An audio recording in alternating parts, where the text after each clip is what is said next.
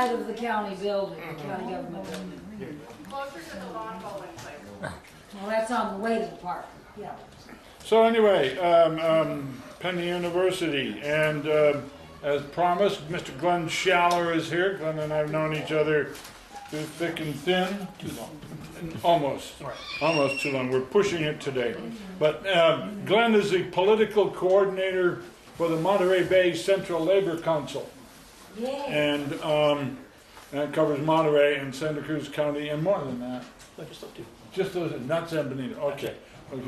And has been involved with labor issues for quite some time. And so I've had him on my program, and we've talked a lot about what I thought would be a healthy thing to do is to just bring us all up to date on the status of labor unions, if we still have any, if any, and where they are, and who's killing them, and who's supporting them, and why are they still necessary, and hopes and dreams of the future, and all of that kind of stuff. So I had a longer introduction on the radio program, but we don't need one here. So I'll just let Glen take over. And also, by the way, somewhere he and I discussed this.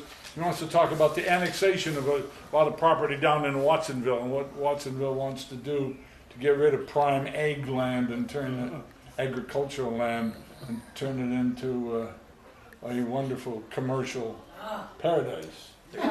Yeah. Well said.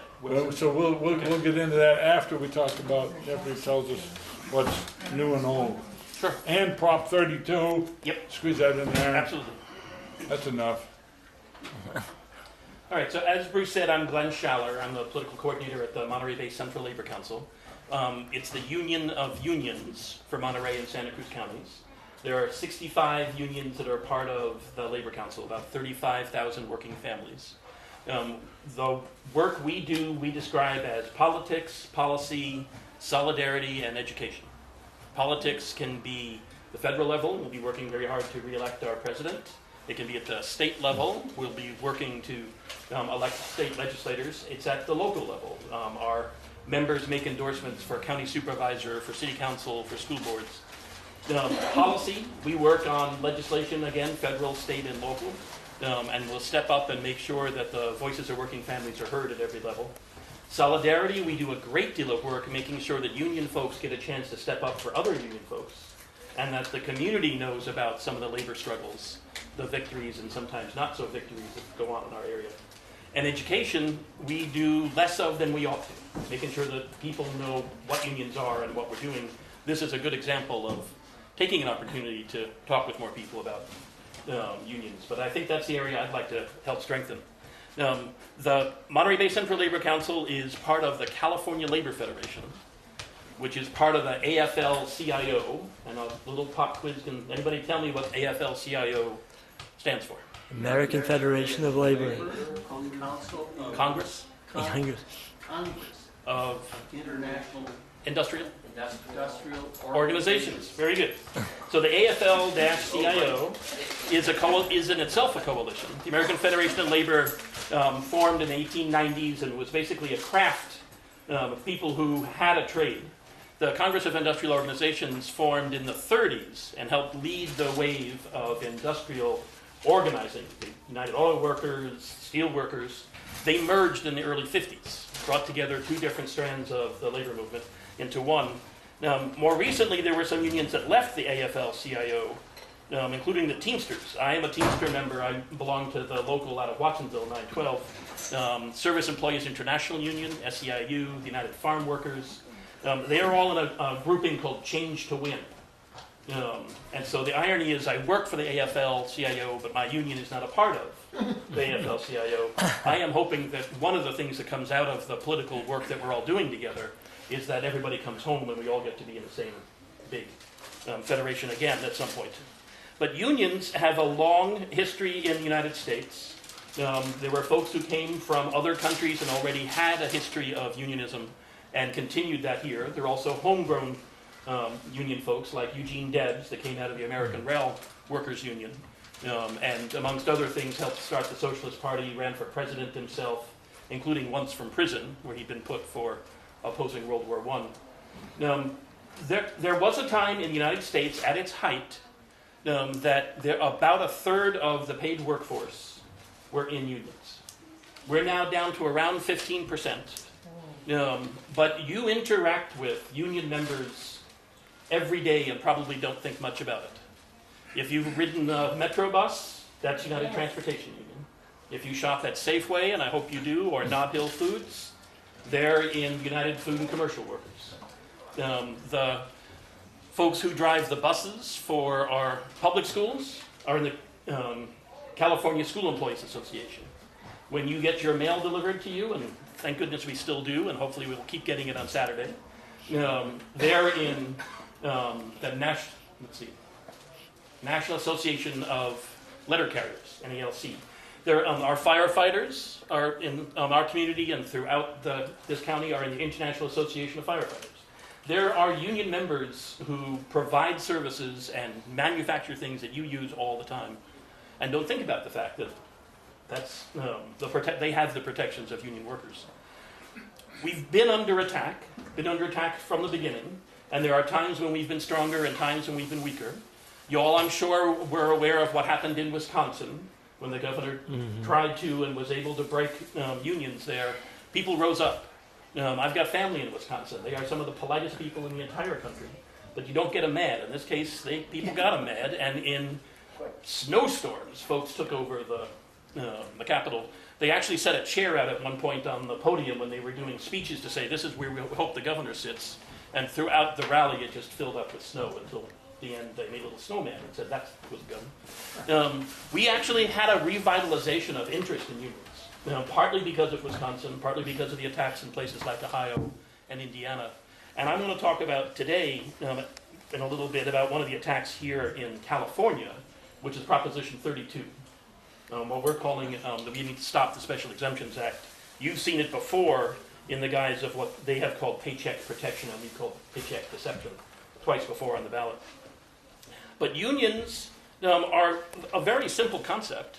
It's the idea that individual power only goes so far. Collective power is a whole lot stronger. You all know that if you've ever put on a play with a bunch of school kids. You know that if you've ever organized a lemonade stand and found out that 6 people was better than 1 person. Collective effort is basically the only thing we have to get more done than we would ever be able to do individually. In my case, I'm in the Teamsters, and what's very interesting is I actually bargained for my contract with the union folks I work for. So I sit on one side of the table with my coworker, and my Teamster boss, he's a different Teamster local, and the president of our labor council, Robert Chakanaka, who's a classified employee in a school district, and our secretary treasurer, who's a teacher in Pajaro Valley, they all sit on the other side of the table, and we negotiate our contract. If I had to do that individually, if I didn't have union protections, I would have less strength than having not just the 2 of us, but our union representative from Teamsters 912. I also happen to have employers that feel it's important for us to have a union and to have protections, and the negotiations are remarkably amiable. That's not always the case. You're probably aware of what's going on with grocery workers right now. The good folks at Safeway in our county and at Nob Hill and in other counties at Rayleigh's have been trying to negotiate a contract with their employers for months. And they've come to impasse a number of times. Save Mart, another chain, just settled. They just agreed on a contract. That's now putting pressure on the other folks to do the same thing. We could end up, though, I'm hoping not, but we could end up with strikes at some of our local union grocery stores. If that's the case, I would ask you to not go into those stores. If you ever see a picket line, number one, ask them what they're doing and ask how you can help, but also make sure you're educated enough about the issue to not cross that picket line. Or as Lowell Hurst, who's on the Watsonville City Council, just said, if there's a picket line outside, there'll be nobody in the checkout line inside. And that's the way we can stand up for folks. Now, some of the anti-union sentiment that's out there, and there are half a dozen folks who respond to every article in the Santa Cruz Sentinel, both anti-immigrant and anti-union and anti-just about everything, they epitomize part of what's been happening around unions in the last 2 years, is that there are a lot of folks who don't have as many protections themselves now, and instead of working to get more protections, get mad at the people who do. So they may have lost their pensions, and now they're mad at other folks who still have them. They may not make a lot of money, and they may have lost their houses, and they're mad at people who still do have protections. The thing that's ironic is that when unions work hard to protect not just wages and not just working conditions, but to help the overall economy, it helps everybody. We have an Attorney General, Kamala Harris, who you probably know was elected in a squeaker. There's only a couple 100,000 votes that got us this Attorney General in the election in 2010. And we were told in the last 48 hours of that campaign to not just say Jerry Brown over and over again, but to say Kamala Harris. Union folks did that last piece. So did Democrats. So did civil rights folks. A lot of people stepped up at the end because she needed it. She's just helped to pass in the legislature a homeowners' bill of rights to deal with pension issues. Because when the attorneys general across the country were negotiating with the banks, she said that's not enough. 49 folks said, okay, we'll do it this way. And Kamala Harris said, no, we need more. And she stepped back out of the negotiations and said, I'm going to go to my own legislature. And what she was able to pass was the Homeowners Bill of Rights, which actually gives homeowners the right to sue banks. It is going to stop the dual track, where they're both negotiating with you and they're trying to kick you out at the same time. And I love this, after hearing from friends and going through some of this myself, that you get a single point of contact. You call that bank, you don't get the different person every time, which is what happens to folks. That's the reason we have that Homeowners Bill of Rights that was just passed last week, goes into effect January 1st, is because we have an Attorney General who's willing to look out for more than just what the other 49 folks were willing to do. And just as elections have consequences, who we elect and how we're able to help elect them have huge consequences. The other thing is that high-speed rail, and we could discuss whether it's a good or a bad thing. I personally think it's a great thing. Also passed the legislature, and it's gone to the governor for signature, to use a chunk of federal money that would otherwise go elsewhere, and money that voters already approved in for what was on the ballot a couple of years ago. That is going to make a huge difference, not just in the Central Valley where some of it's going to get built, but even for part of this actually is going to help electrify the Caltrain that goes up the San Francisco Peninsula. It's going to be helping to not only put people back to work, but start rebuilding the infrastructure that we've been losing. So that's some of the things that you wouldn't normally think of when you think of labor unions. You think of people working for better working conditions or better pay. When we get to work on legislative issues, we get to do that with folks that we've helped elect. Now, I can honestly say they don't do what we tell them to all the time, and it's not as if we've bought them by helping elect them, but we certainly have people who will talk to us and hear our reasons for why something's a good idea. We have a lobbyist in Sacramento, Angie Way, who I keep saying when I grow up, that's who I want to be. I get to watch her do phenomenal work in Sacramento, and I have literally seen legislators run up to her or run away from her. And it's because of the forcefulness of her personality, but it's also because she represents millions of Californians who are in labor unions, and those folks who are in their families. And if I can do a slight digression, even though we don't represent as many workers as we used to, we have figured out in local elections that if I just call the union member voter in a household, I'm only partway there. My list from the California Labor Federation lists not just all the union voters in a particular jurisdiction, but the other voters in their house. So I can call a house and say, thank you for your work in, whatever the union you're in. I notice that there are 4 other folks in your house. Can I not just count on your vote, but can you make sure those other 3 folks also vote in a way that protects unions and working families?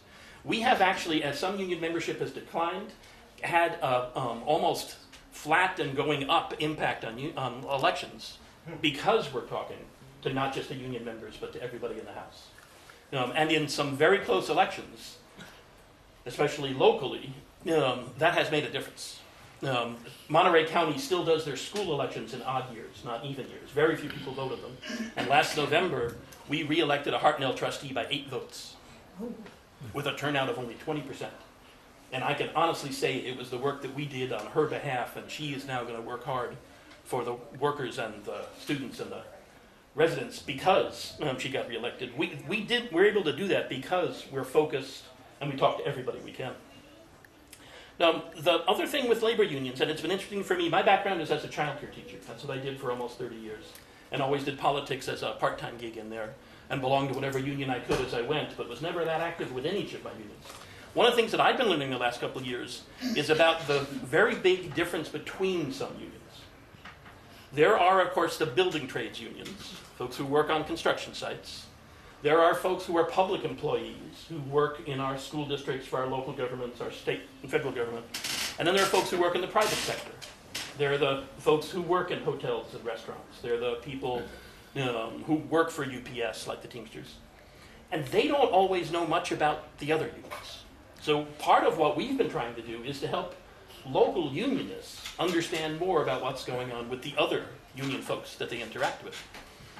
And it's been fascinating for folks to start to understand why a particular issue or a particular tactic is important to somebody that they would never think to do. We have monthly delegates assemblies, and we alternate them between Watsonville and Salinas, where the that's a decision-making body. Each union can send a certain number of delegates based on their membership. And one of the things we've been trying to do is to make sure that people don't just stand up and say, "Hi, I'm Glenn," but I'm Glenn, I'm a member of the Teamsters Local 912, and then if I explain something that's going on, I explain a little more than I would if I was at my own union meeting, so that people can get a clearer sense of why and how that's different. What's come out of that is that when there are unions who have issues coming up, more people will show up to help them. One of the bigger issues is what's going on with the hospitality industry in Monterey County. Now, in Santa Cruz County, there's only one union hotel left. Anybody have any idea which one that is? Hilton? Nope. In Santa Cruz County, we did have the Holiday Inn, and it became the University Inn, and now it's the Hotel Paradox. That's no longer union. Anybody have an idea which one it is? It's going to surprise you. Dream Inn? Yes, the It's the Dream Inn. Dream Inn. It is the Dream Inn. I don't know why. Yep, it's beautiful on the inside and ugly on the outside. The Dream Inn, we love it. It is a union hotel. The folks there are represented by the hotel employees, restaurant employees. In Monterey County, there are many more union hotels than here, and they are fighting for their lives. They've already lost one union, one hotel, the Carmel Mission Inn, who were able to convince enough of the members there to kick the union out. They said, "We're going to take better care of you than the union will." Now, since then, they've all lost their health care, and they're rather pissed, and they may be coming back home again. There's a place called the La Playa Carmel, which is an absolutely beautiful place. It's been there for a very long time, and union folks built it into an institution in Carmel. And of course, being in Carmel, and Carmel being fabulous, it doesn't have a street address. Nothing in Carmel has a street address. It's the corner of this and the corner of that. So getting people to come to a picket line is interesting. We have to say it's near the corner of this and that. We've been making more noise in Carmel in the last 6 months than they probably had in the last 60 years. Carmel's a pretty quiet community until we get there doing union work. The owners of La Playa said, "We're going to sell the place." And they did not have what's known as a successor clause in their union contract, which says if you sell the place while we're still working here, the next owner has to honor the contract.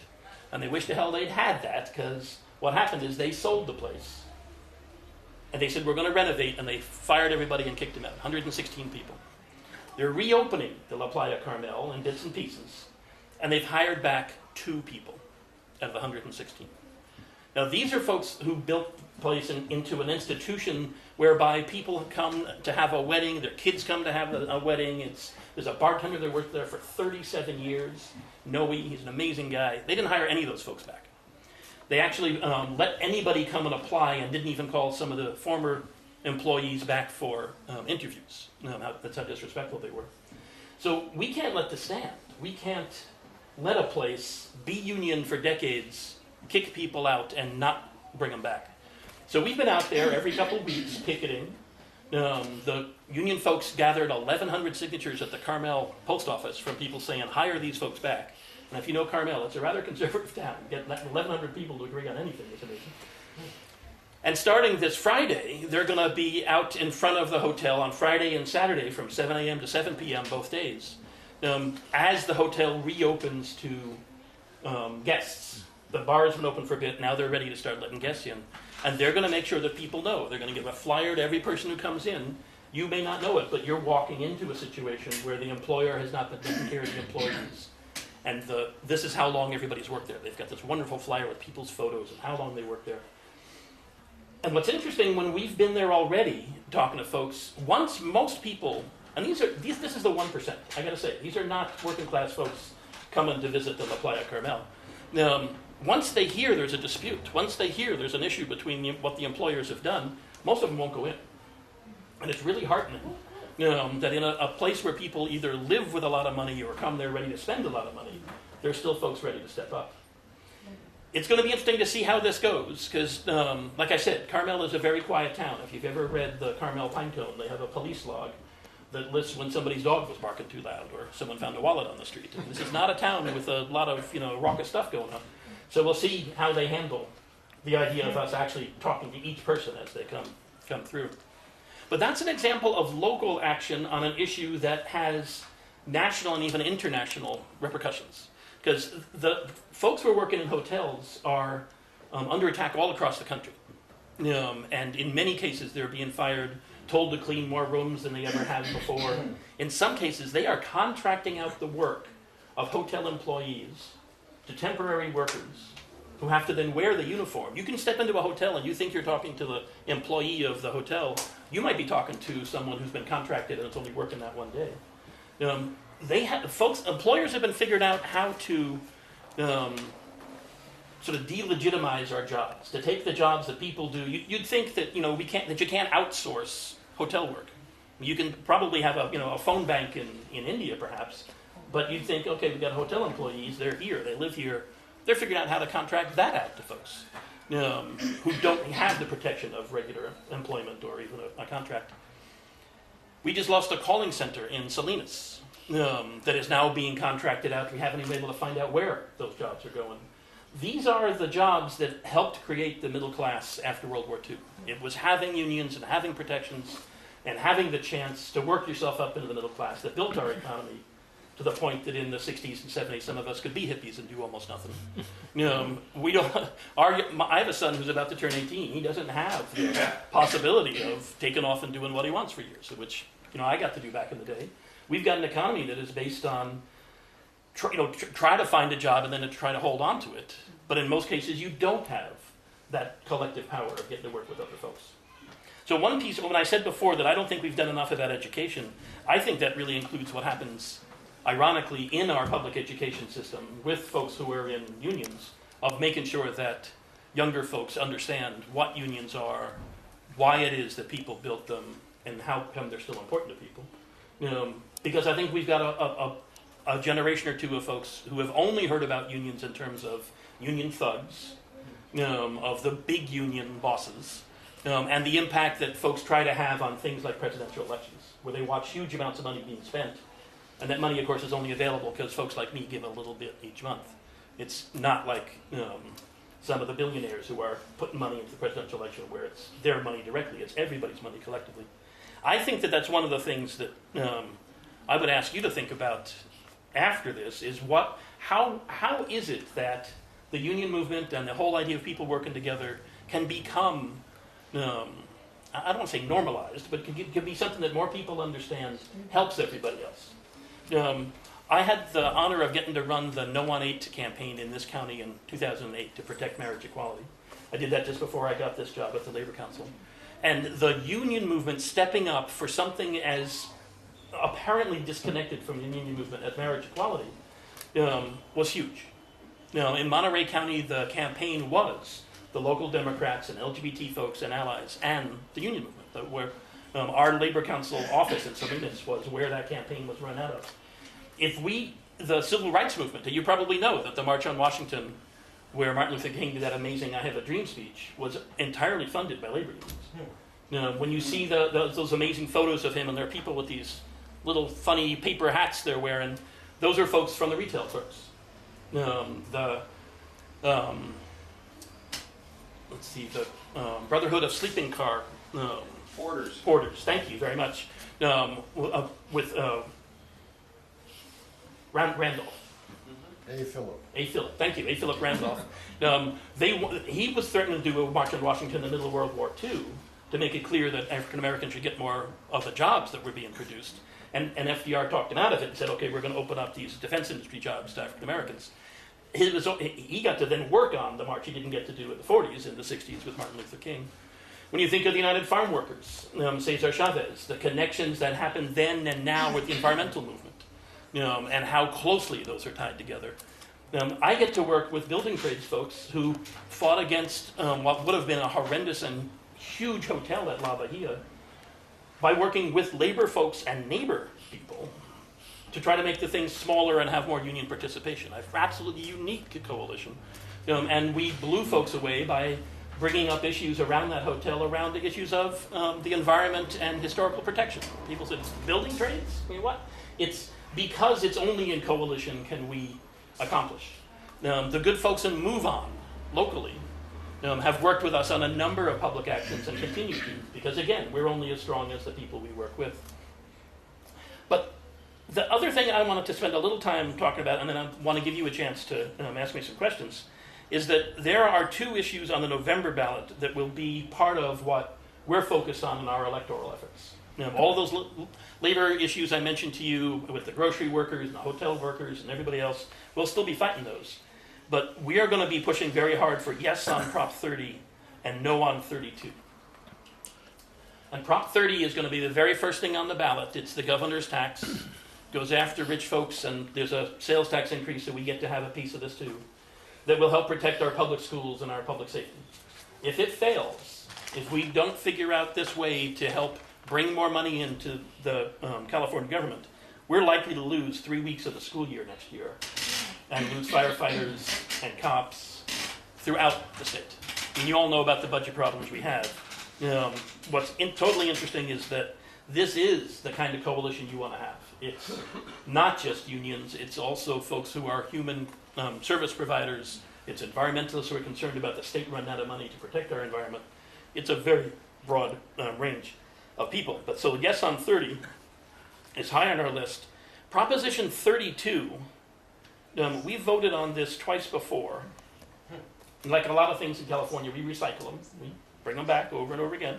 And in this case, as a union member, I choose to put a little bit of money in every month into political action for my union to spend money on. Corporations don't do that. If you're a corporate executive, you don't take a little money out of your paycheck every month and put it into a PAC that your corporation that spends money on. You're asked to, and you donate directly. They are going after our right to use our money in politics. And the thing that is brilliant on their part is that these folks are calling it Stop Special Interest Money Now. And they're claiming that they're going to stop corporations and unions from donating to political campaigns. That doesn't sound bad. We call our members to poll them, and they go, that's not so bad. The problem is, and the reason why we call it the Special Exemptions Act, is that they've exempt themselves. They've exempted the rich folks who can give huge amounts individually, and they've exempted corporations who don't give by money that comes out of people's paychecks. So they're only going to be silencing our voice. When it comes time to do something as simple as support the parcel taxes that people here in Santa Cruz City Schools just supported in this June election, over 80%, there was union money that went in to help to do that. We wouldn't be able to do that. City council races, county supervisor races, Kamala Harris. We wouldn't be able to put a dime into that as union folks. We would be prohibited from doing that, and corporations would still be able to. And we're describing this as a 1-2 punch. They can't elect the kind of legislature that Wisconsin got because of a low voter turnout, by the way. The reason they ended up with the Republican governor and the Republican legislature is because not enough people voted in November 2010. And they're all Actually, embarrassed. there's strong evidence that the machines were fixed Yes, in Wisconsin. yes, and in some of the recall elections as well.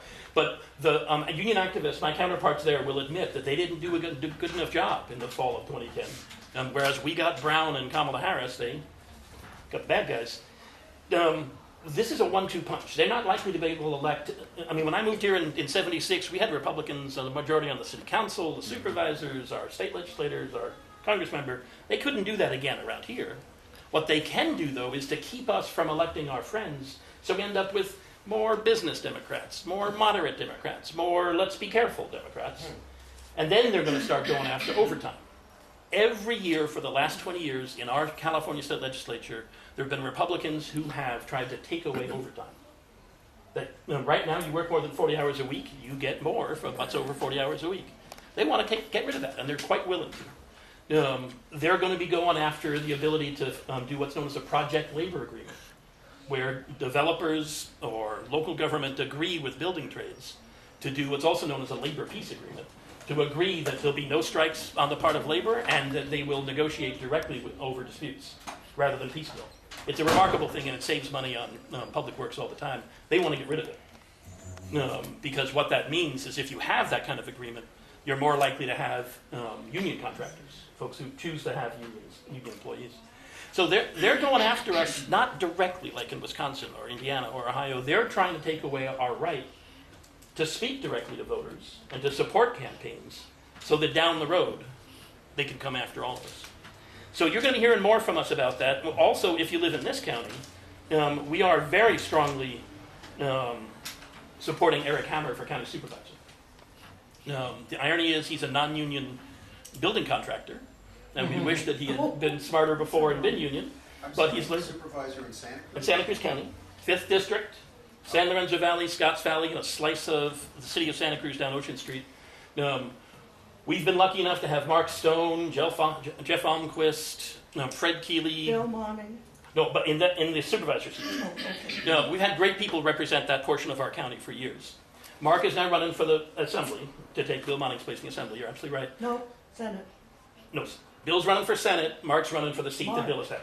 Yes. So and we're getting good folks all the way up and down the line. Eric Hammer is literally a child of the 5th District. His mom, Mary Hammer, helped start the Valley Women's Club. He's done community service since he was this high. I called him the other day to talk to him during one of the big windstorms, and he wasn't campaigning. He was out with his pickup truck and a chainsaw looking for people to help. I mean, this is the kind of person he is. He's running against Bruce McPherson, who you may remember was our Secretary of State for a couple of months, appointed. He was our state senator for too long and our state assembly member for too long. He owned the Sentinel back in the day. Bad news.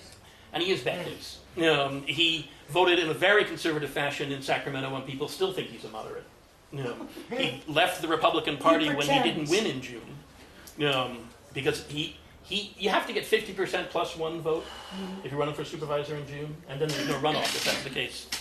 He didn't make it by 47 votes in the first counting of the ballots. That increased that to 97 votes. Well, at 47, when he knew he had to be on the November ballot, he left the Republican Party. And said he's going to be no party preference. So I then asked, when he hit 97, would he become a Democrat? But that didn't happen. He is our local 1%.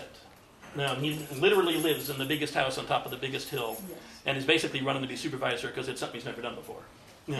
So we have a very stark choice. And as labor folks, we don't expect to tell Eric what to do once we help him get elected. We expect to be able to have a conversation with him based on shared values. Excuse me, Glenn, who are you talking about? I had to leave and come back. Eric Hammer, Oh, our best friend Eric Hammer, who, even if you don't live in the 5th District, we only have 5 county supervisors. And having a Republican, a no party preference on the Board of Supervisors isn't going to be a good thing. So that is one of those issues where we can have an impact as union folks, because we'll be working with Democrats, we'll be working with LGBT folks, we'll be working with environmentalists, we'll be working with people who want to get Eric in there and have had a history with Bruce and know what he'd be like. And we'll be doing that by, like I said, calling union members and the other voters in their house. But we're also going to be doing it in conjunction with other community groups, and something that Bruce and I have been going to are meetings of local progressive folks who want to have a collective impact. And this is where it starts coming all full circle. Is that these are folks who come from all sorts of political traditions, but know they want to have good folks in office, and know that their individual phoning on GMO or desal or whatever the thing is that's most important to them won't have as much impact unless they're doing it with other people who have agreed to re-elect Obama, elect Eric Hammer, yes on 30 and no on 32, and then we're going to throw in other stuff as each person wants to from whatever group they're from. This is the beauty of having a political force like labor and a political tradition such as we have in our county, and the skill and literally the data to be able to know which voters to call. Because as you know, and many of you probably do, a lot more people are voting by mail than on election day. We need to know who we're calling and when. And we don't have get out the vote day anymore. We don't have election day anymore. We have get out the vote month. We have get out the vote. We have election month. We have for 30 days. We've got to be talking to people because people will start voting on October 7th and go all the way through. This is one of those perfect examples where the long-term impact of electing a better person at the local level won't just be helping labor. Will be making a big difference for everybody. When you all have issues that you might bring to the Board of Supervisors, smart meters is a great example. I was on the pro side, by the way, and I'll debate anybody afterwards who wants to. But people who were concerned about them, they had a Board of Supervisors that they could talk to. If you've got issues around land development, if you've got issues around human care funding, you want to have people there who are at least ready to listen to you and work together. So I guess my point and the thing I'd love for you to take away is that that collective action is not just something that has a long history and tradition in the United States. We don't always call it unionism, but it is what we have done with anything that we've done that we've been able to succeed has been because we've done it together. Yes. Penn University is a perfect example. It would not have lasted 35 years without more than one person doing it. Page Smith got it started, but it's been a number of people keeping it going. That collective action is not just an American tradition, but it's the only way we have to make things better. And when you hear from folks who want to describe unions as selfish, or want to say, why should we get pensions when other people don't? The thing to remind them is that the only way to make it better for everybody is to make sure that the folks who have the chance to work together do it for themselves, and then employers have to catch up. If the building trades weren't unionized and weren't making sure that people who operate heavy machinery are well paid, then those non-union folks working for those companies that don't have a union, they would be able to pay those folks a whole lot less. And those folks would not be able to buy a house, put their kids through college, be able to look at a retirement. I just talked with someone who's active in his union as a hotel employee who said that he was able to buy a house in Seaside. He's put 3 kids through college who are all now professionals, and all on being a bus boy in a hotel. And can you imagine if he had gotten those non-union wages that happen in too many other places, there'd be 3 fewer people who made it through college. He probably would have been renting all this time, wouldn't have a house that he can be handing off, that he didn't lose in the economic downturn. And the other piece is that the folks who do work in those non-union places are being paid a little bit more because of that union contract that happens in the union place. And that's the piece that is just amazing to me in terms of the local economy. I've been learning more about the agricultural economy in both counties. It's remarkably important in both counties. But if there weren't unions making sure that the folks in the field and the folks in the packing sheds and the folks driving the trucks to Safeway were all getting a pretty good wage, then again, those other folks who don't have a union contract would be making even less. So are there anybody here who spent time as a union member either now or in the past? Yes, sir. Oh, it was, like 45 years ago. Yeah. And I was only part-time. And you still got the benefits of being in a union? Yeah, I think so. Yeah. It's so hard. Well, and that is one of the things is that, as you know, places like Safeway are now 24 hours a day. You go shopping at 2 in the morning, they're mostly putting stuff on the shelves. There's only one person at the checkout, but they figured out that they could work the place, and we can be shopping there too. The people who get paid at night get a differential. They get paid a little bit more because they don't get to see their kids very much because they're working from midnight in the morning. Even the part-time folks have that union protection. Anybody else who spent time in a union? Sure, I do. Yeah. Yeah? Which one? Several. Musicians Union, American Guild of Variety Artists, 2 or 3. AGVA.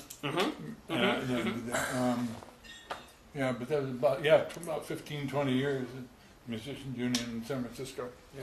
And at the end of, you see, I don't know how many movies a week, and I don't even want to try to guess how many you've seen over the years, but at the end of every one made in the United States, there's a little symbol, and it says AFL-CIO, and it says IATSE. IATSE. I forgot that. There you go. Yeah, it's the International Association of Theatrical and Stagehand Employees. Yep. Stage employees. You'll see that at the end of every movie. Look for it. I'm very proud to see that every time. Because it means that the folks making those movies had not just the very best people who knew what the hell they were doing, which is the other thing about unions, is you get to build skill, but they had folks who they were paying a good wage to. Anybody who's a teacher spend time in a union? So was that the California Teacher Association or CFT or different state? Teachers have had to fight, of course, for the right to have unions, and for many years, public employees, especially teachers, couldn't have unions. And that's been part of the fight in the Midwest, is to take that right away from public employees, which also means taking it away from cops and firefighters. And the idea that people would work for us and not have the right to work together kills me. But, yes, sir. Glenn, as Yes. someone who understands American economic history real well, Sure. and my perspectives range at pretty senior levels in Washington as well as watching Congress, Right. as well as involved in local political concerns here. Mhm. Monning is exceptional. Oh, So is he has been. Joe Simidian. Although I disagree with Joe on high-speed rail, but I'll give you for everything else. He's Sure. skeptical, I think, for understandable reasons. I understand. And Yes. it's a great jobs creator. It's going in the Central Valley because that way you got the Republicans there to support it You because betcha. of the local economic. You betcha. But Yep. But please. The thrust of my concern is, Mhm. and I'm very sympathetic with the union movement and the history, Mhm. long-term and local and specific, Mhm. and the tragedy in Wisconsin. But frankly, Mhm. and I negotiated huge government contracts that involved preference for both Buy American and labor rates, et Right. cetera. Okay? Right. The public unions, Mhm. especially, Willie Brown selling out the taxpayers' long-term interests there, the Democratic control of the governor's office here with Gray Davis agreeing that regardless of how the CalPERS stock does, Right. the taxpayers in the California pension. will Right. remain liable Right. for, in my view, grotesquely, at the senior levels, excessively generous Yeah, no, I won't argue that. state pensions. So the thing that I would connect that to is that just as energy was deregulated in the state and no one foresaw what was going to then happen, the same thing happened with pensions. And one of the things you're going to see between now and the November election is some pension reform leading through a Democratic legislature and to a signature of a Democratic governor, with some squawking on our part, quite honestly, by unions, but we know there's a need to reform that. Well, clearly. So the mistakes have been made, but the point is, right now, the average pension that teachers receive is somewhere around $25,000 a year in California. There are folks making a lot of money off of pensions working as public employees, but they're not the folks who are represented by public employee The unions. librarian of Venice is Yes. getting $200,000. The school library There are retiree. a there year. are anomalies, and I would totally agree that, but those are almost at the level of how many people they are to be almost statistically insignificant. The vast majority of public employees receive, between Social Security, and many teachers can't even be in Social Security, by the way, between Social Security and their pension, just enough to get by. Certainly a bit more than folks in the private sector, I'll give you that.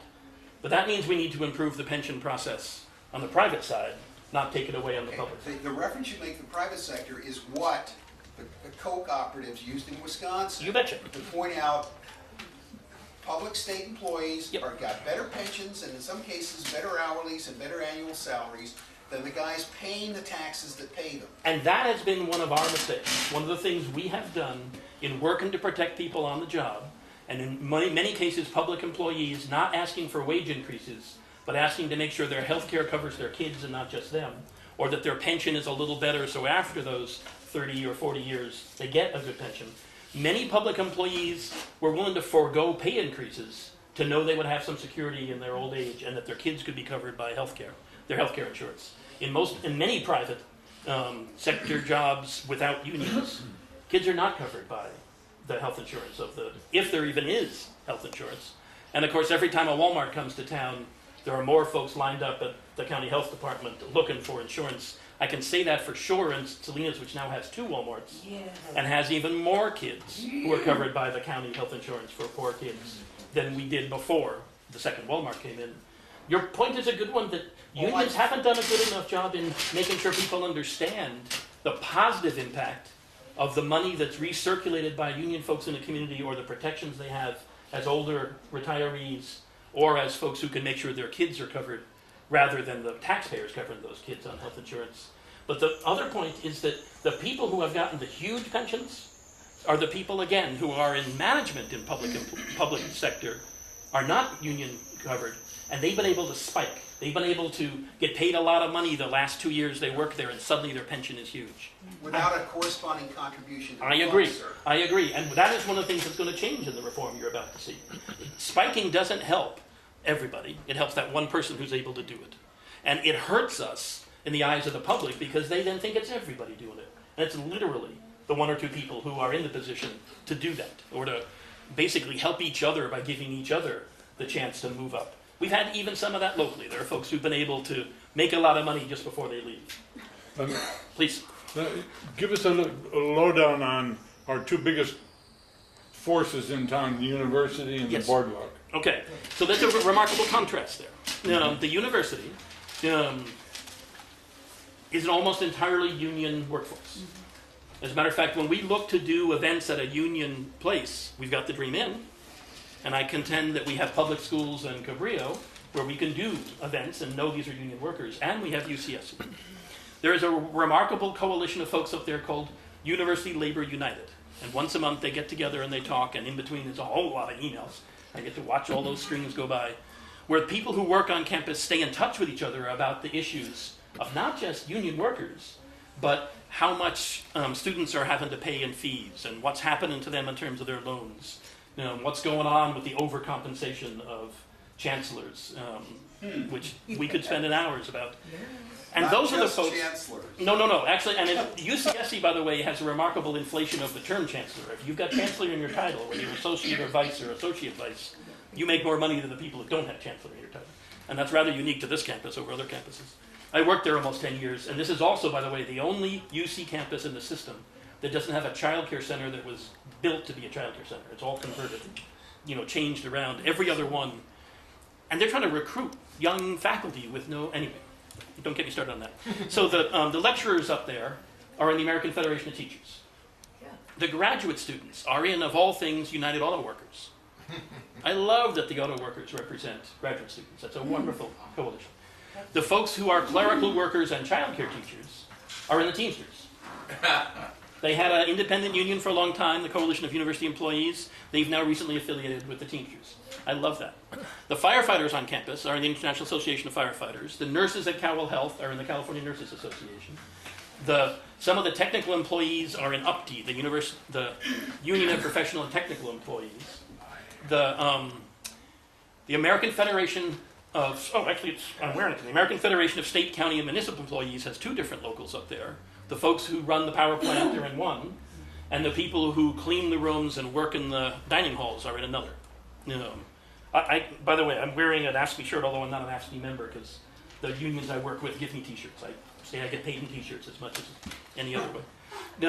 But these folks have very different issues to work on, but very similar reasons to get mad over the things that come up. And so they're working together in a way that is amazing. The Seaside Company, family-owned for generations, about to hand it off to the next generation probably, has never had a union. And whenever anybody works there and brings up union, they're gone. They're out of there. There have been...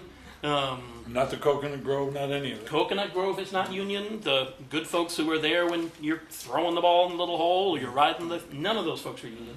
They actually have a agreement to be able to pay less than minimum wage as a training wage to underage workers. Something I've never been particularly happy about. There have been, anybody who whispers union is out of there, but there have been a couple of actual attempts to try to get people to unionize. The thing we were looking for instance, at the La Bahia, was that we didn't want the owners of that new hotel when it got built to say, it's got to be union.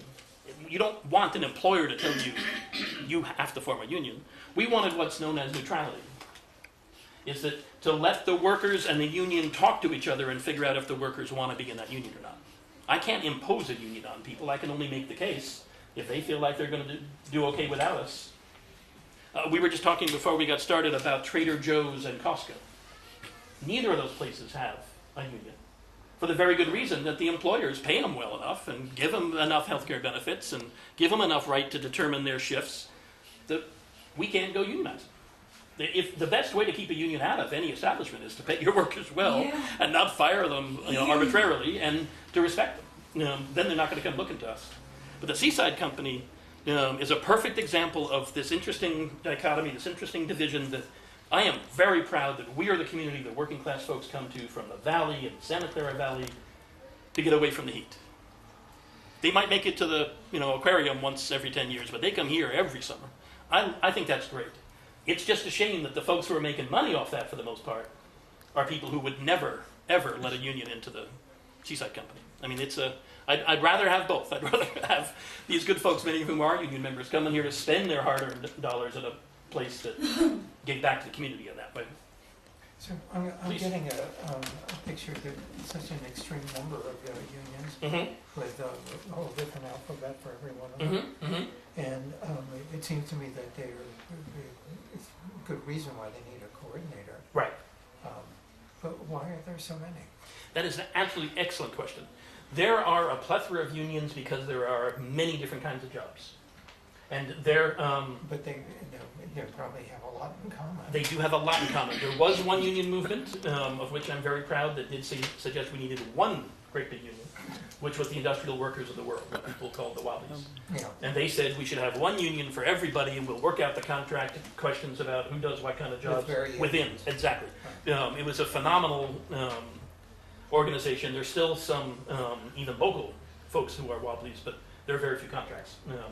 They were part of the industrial unionism movement, but also a thing called anarcho-syndicalism, where the whole idea that you could decide at the local level how to run things economically as well as politically. The thing that happens now is because we have so many unions, although they're merging a lot, by the way. That is one of the things of the last 20 years. The hotel and restaurant employees are now in Unite here. It's UNITE. It's the Union of Needle and Industrial Trades employees. They're people who work in making our clothes. They merged with the hotel and restaurant employees. The independent union, like I said, up on campus became part of the Teamsters. That sort of thing is happening. Well, I got Right. also a question about that. Yes. Why are graduate students members of the United United Auto Workers. Because United Auto Workers are smart enough to know that we're losing auto jobs, but there are a whole lot of college students that want a union. And so they're willing to... the longshoremen. Exactly. And if you visit, what's the big bookstore in Portland? Powell's Books. It's an entire block of books. They are the ILWU, the International Longshoremen and Warehouse. So unions have gotten very creative about who they represent and who they're willing to have part of their tradition. I go to Teamster stuff now. They've got bus drivers. They've got school employees. They've got folks like I said up on campus for clerical workers. It's not just the big burly guys driving trucks. Half of the agricultural workers in Monterey County are in the Teamsters. And given the history of the UFW and the Teamsters back in the day, that's a remarkable thing.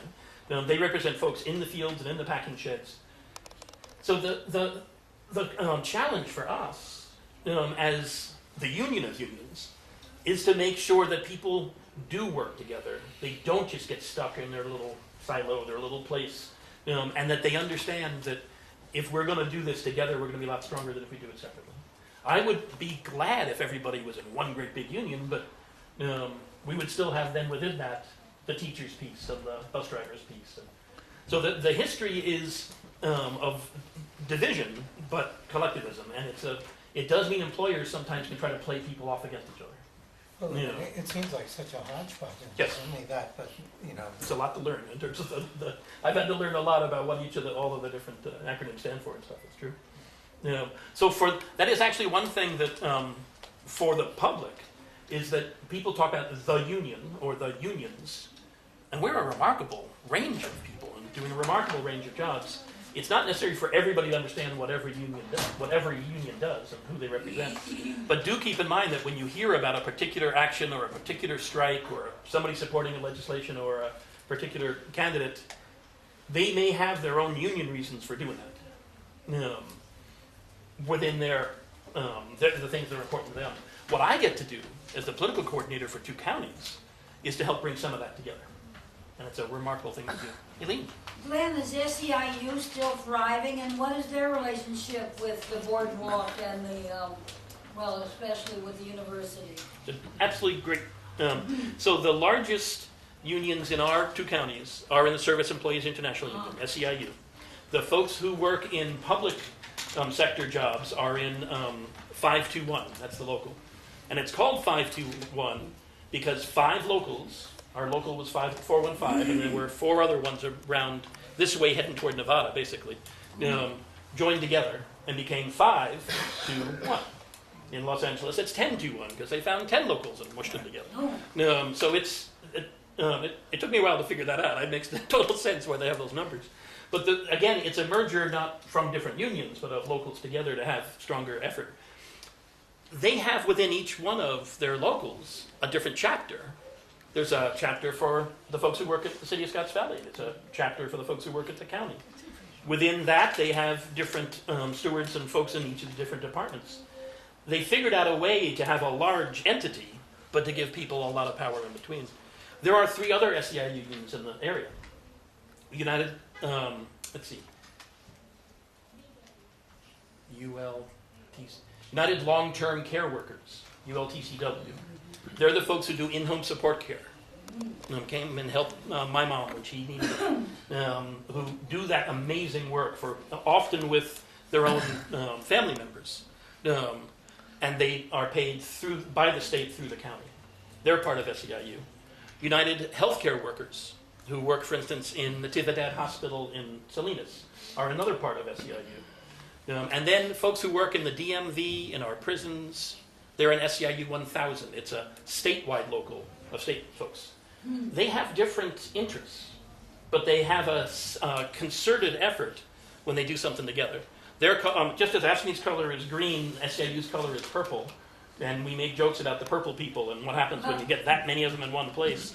The wonderful thing in our area is that they have more members than anybody else, but they don't throw their weight around within our labor council. They're there to back up whoever needs backing up, whereas they could choose to use their size within our union of unions. I think that epitomizes with the way we're supposed to be doing this. Yes, sir. You mentioned the prison union. Yes. And a few years ago, it was coming up in the news frequently that they gained undue power and doing something. Different union. Yeah, so the folks who are in, thank you for asking that, because, yeah. So the CCPOA, the California Correctional Peace Officers Association, the folks represent the guards under amazing working conditions. I can't imagine what it must be like to be a guard in especially some of the high-risk prisons. They did end up as, we get to reform 3 strikes, by the way, and the death penalty on this November ballot, too. Be thinking about those. But as more people were crowded into prisons that weren't built to house that many, their jobs became even harder.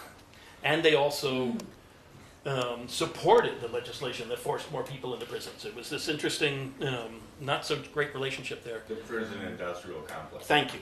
And the prison guards became a very important piece of that by using their collective effort to help elect people who would send too many people to prison, essentially. Their power has waned with fewer people being in prison, as the prisons are less crowded. They can't afford it. Exactly. Yeah. We can't afford it, they can't afford it, society can't afford it. The folks who are in SEIU 1000 are literally the dental clerks and people who do administrative work, the non-guards. So it may be that whole thing has shifted because I'm reading more In a big way. about prison realignment and I haven't heard much about the... It's having an impact locally, for instance, whereas the medical workers in our local jail were in SEIU. Our local sheriff, who I mostly support, Phil Wowak, decided he would contract out to a private company to provide the health care within the jail. SEIU folks lost some work. He's gotten to do it for a bit cheaper. And it's partly because we're having more folks stay here than head off to the state prison. I mean, everything has an impact all the way around. Privatization, Yes. union busting, shock doctrine, do you subscribe to that? They're trying to do it to us. The local effort, one I should not, and then I'll talk about Watsonville. A local effort I should make sure you're aware of, the Santa Cruz Port District, also known as the Yacht Harbor. Wonderful place. If you've ever been there for the Lighted Boat Parade or just walk around, it's a nice place. As long as you're not there when the sardine die-off goes, that's very smelly. But and they had tsunami damage not that long ago.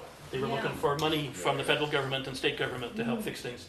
Amazing enough that a tsunami, talk about unintended consequences on the other side of the world, would actually affect our local port.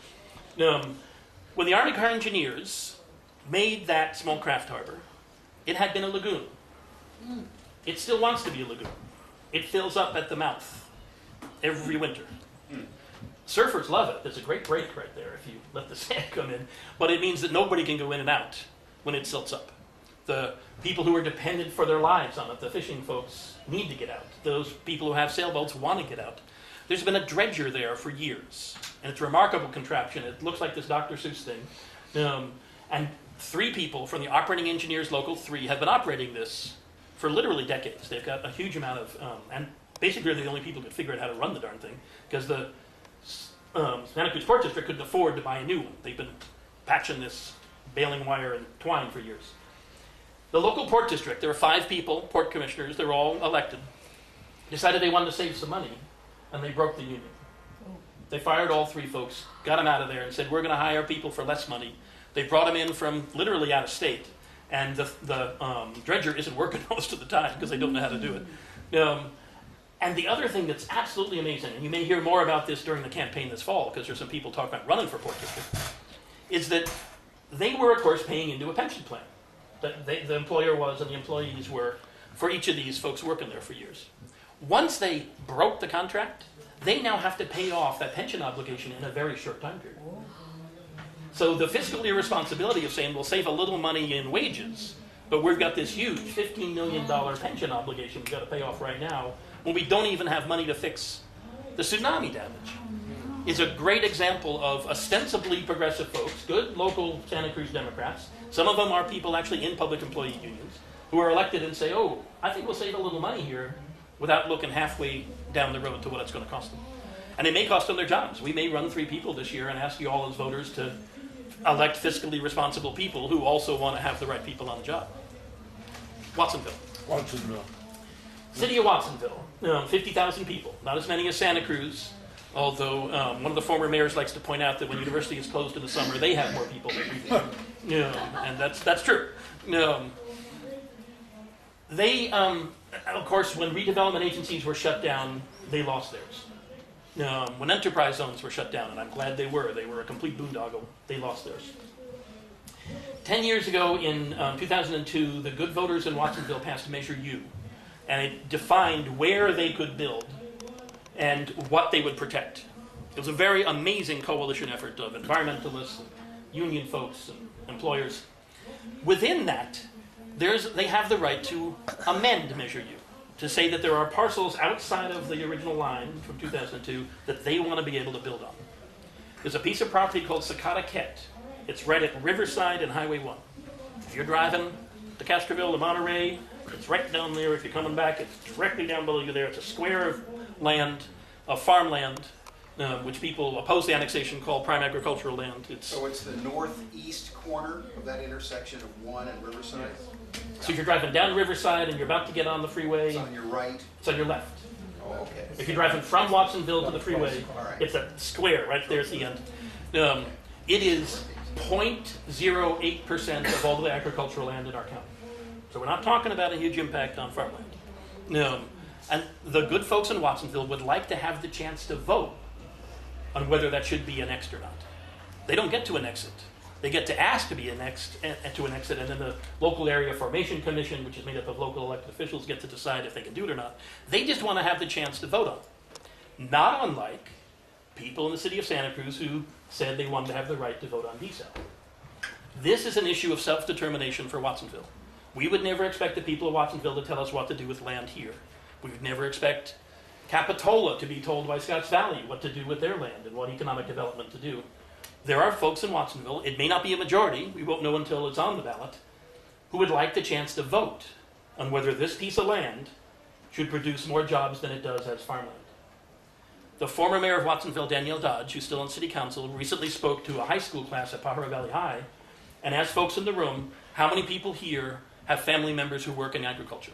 And nearly everybody raised their hand. Packing sheds, in the fields, as scientists or technicians, as salespeople, whatever. Lots of people work in agriculture. And then he asked, how many of you would like to work in agriculture yourself when you get out of high school? And not a single person raised their hand. There are some good jobs coming up if you learn enough about pesticides or marketing or cross-pollination or the science jobs. But it's not as if folks in Watsonville romanticize farm work. That's not an issue for folks there. Working the land, growing your own food, I've done it, it's great. It's not the same as if you've done it for generations and that's the only work you can get, and by 45, you can't do it anymore. So if people in Watsonville want to have the chance to vote, not just to do it, but to vote, I say we give it to them. And as there are more debates around protecting prime agricultural land, that'll be the code word, I suggest that you say to people, let's let Watsonville decide for themselves. And if we're going to get to decide for ourselves about desal, they should get to decide for themselves about annexation. John Leopold, who represents Live Oak and Soquel, many of those folks in Live Oak especially get their water from the city of Santa Cruz. Their bill says city of Santa Cruz. They don't get to vote on our city council. They don't get to decide who decides how much the rates are. He's suggesting that if people in Santa Cruz should get to vote on desal, so should his folks. And I agree. And folks in Watsonville should get to vote on what they do with the land in their area. So it's connected to labor because we need economic development, and we need it run by the local folks, in this case, the elected officials down there, who almost all of them, matter of fact, are union folks. We've got Mayor Montesino's a bus driver, Oscar Rios works for the Teamsters. I mean, we've got good union folks in almost every position. I'm sorry to be dense, Please. But who's opposing Watsonville citizens voting for this? Some of our bestest environmental friends here in North County are Is it county people who are trying to set the rules for Watsonville? Yes, and it's North County people. I see. And to be honest, it's white North County people, and it's folks who have done a wonderful job of protecting our environment and helped give us the chance to vote on the Green Belt back in 1978. Another example of... It's been so enlightening. Oh, good. Now, but out of curiosity, Mm-hmm. does PG&E have unions? Yes, they do. Oh, good. Could they do any pressure on Not getting, entirely. Yeah. No, some of them are. The pressure on what? I'm sorry? well, the issue of the meters? Oh, I'll take 10 seconds on that if you'd like. Good. So the folks who are the folks who install those meters and come, fix things when we have storms, they're in the International Brotherhood of Electrical Workers, 1245. Yeah? And I will apologize for the gendered indifference in how many brotherhoods there are. I'm in the International Brotherhood of Teamsters. Obviously, there are lots of sisters, but these things were named back in the day. They support smart meters. And the reason they support them is that as electrical workers, their first issue is safety. I certainly got caught enough colds being a child care teacher, but I was never electrocuted. I didn't have to worry about safety issues as a teacher. These folks are working with huge amounts of electricity all day, every day. I trust their judgment on what's safe and what's not. Yeah. We would literally have to sleep next to a smart meter for about a week with your head lying on the thing to get as much of the kind of radiation that people have said they're concerned about as I get in using my cell phone for any 5 or 10 minute period. Sure. The other thing is that smart meters, and this is where PG&E screwed up, the idea of them is so that as consumers we know more about when we buy our power and when we don't, and when it's cheaper and when it's not. They rolled these out on the East Coast, the utility companies, and in Europe as, we want to give you more information. And people said, love it, give it to me. Here they didn't do any of that, and we all said, oh my God, it's our health. Well, The reality is that when you've talked to friends who say, I came home at night and I got a headache and I found out that I installed a smart meter that day. lousy day. Exactly. The reality is that none of the smart meters installed were turned on for weeks. Yeah. Because you have to put in the whole darn neighborhood and then the next one over the next one to turn on the network. So I'm concerned for people who are doing self-diagnosis by internet, which isn't a phrase I created, by the way. It's there. But it's not smart meters doing it. So why aren't the Yes. unions upset about The loss of jobs. the loss of jobs? Thank you, Yeah. thank you. The International Longshoremen and Warehousemen's Union, the folks who actually work the docks, knew for years that container ships were going to be coming. They fought it for years, and then they said, we can't keep container ships from coming. Let's figure out the transition so that there will be fewer jobs in the future, but we're going to find jobs for people in between. The electrical workers did the same thing. For the last 10 to 12 years, the folks who read meters have been new employees, and the folks who were meter readers 10 to 12 years ago have been transitioned into better paying, higher status jobs. The folks who come in as new folks have been hired with the understanding that not all of those jobs are going to exist once the smart meters happen. Now there is an interesting irony in the health concerns around smart meters and how many of our neighbors don't have them, as they're going to have to keep on more meter readers, and that's not a bad thing. But they have mostly been contracting with companies who are union companies who will put those folks on different jobs after PG&E is no longer reading meters in the same way. They'll be on construction jobs. They'll be moving on. So they figured out, by participating in the process, how to transition to having fewer jobs and fewer members. If they had simply opposed it from, then the employer would have gotten to make those decisions. So unions, the amazing thing is unions and employers together are stronger. when they can work those kind of things out. Yes, sir, and then I should let you all go. Glenn, I want to compliment your well intentions, okay? And Yeah, I appreciate that. It's clear you know your business and you There's a care. there's a butt coming. You care that the good guys and girls win. Uh, I negotiated statewide and regional You mentioned that. contracts with PG&E. Yeah. On different categories. Right?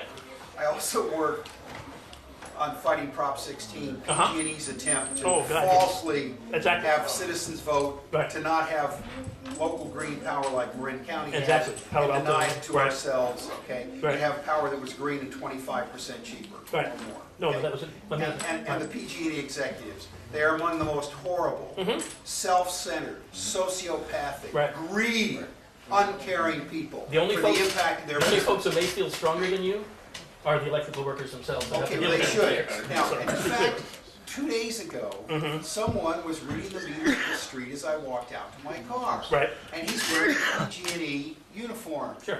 And he's telling me he's not really a PG&E employee. Right. He's an independent Contractor. contractor, Right. as are all the other meter readers he knows. Right. And supplemental stuff. PG&E has discharged people, dropped jobs, or hired these guys. Well, like I said, this was a transition process that the Yeah, but union this worked guy's with not them. a fucking PG&E employee, No, he's sir. not. He's He's an not. independent contractor. And I'm saying- denied a whole bunch of the benefits you're saying PG&E was offering, consistent with the I'm not sure artifice, if you, the sham. I may not have said it clearly, or maybe you didn't understand. The union participated in the process to transition from full-time PG&E employees to part-time contracted out because they knew that rather than simply get to the point where a lot of folks were chopped off and fired, that they could transition people into other work, just as the longshoremen did, just as unions who get involved in technological This guy said he and change. hundreds he knows of have no chance of any transition. Into PG&E, it's Okay, true. all right. No, that And- is true. and- But and- their employer, who is a private contractor,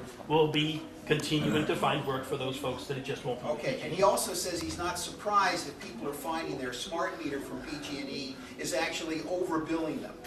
He's never That was seen a mostly circumstance where the smart meter was I think we should let folks go and then I can No, keep it's not talking a about smart smart meter meters, but discussion. I don't want to spend the day but debating smart meters. what position Oh, has your sorry. labor council taken? And I think you're wrong about the health damage of smart But, meters. and we can disagree on that. We have taken a position in support of what our workers have told us, which is that it's safe. I've testified in public hearings. I was even in Pacific Grove where people were sure that smart meters were killing their butterflies. But let's You talk haven't after. seen Dr. Martin's presentation. Let's talk after. Okay? Okay. Yes, sir. And then I should let you go. The Occupy movement. Yes. 90 Strong support. Represents 99%. Right. When we started here in Santa Cruz, there was Right. a lot of good labor support. And- Paul Johnson was there all the time. Right. No. We did a couple of events together. The bridge action, other work. Right, Yep. right. Yep. But then when the bank occupation. We had nothing to do with that. And No. no, I'm just saying there were tactical differences that led some folks to feel like we should wait till people stop doing some stuff. The Occupy movement across the country has been supported by unions. There have been some potential conflicts. The court workers who were concerned about some of the conditions they had to walk through to get to work are union members. So we talked through some of that we want to support Occupy Wall Street. We want to support Occupy Santa Cruz. We also want to have a close enough relationship. We can talk about how to make it an effective movement and safe for the people who work here. So as Occupy figures out how to exist without sleeping in tents, labor movement is there. Well, in a big way. That's not an easy project. Oh, no, There's not at all. But hundreds I and look forward to hundreds of working on that. homeless people that need tents. I won't disagree with you at all on that. A place to put them. Right. And when that defines what was a movement that had slightly different direction, I mean, is a whole other debate. But I'm already talking about smart meters after, so I'm not going to offer to talk to you afterwards. Okay. Yes, That's it. let's let you go. Yeah, thank you. Cruz Glen Schaller. And I wanted to let you know, next week we have Kathy Bisbee, who's going to be here talking all about community television and how it's very threatening here in Santa Cruz. It's existed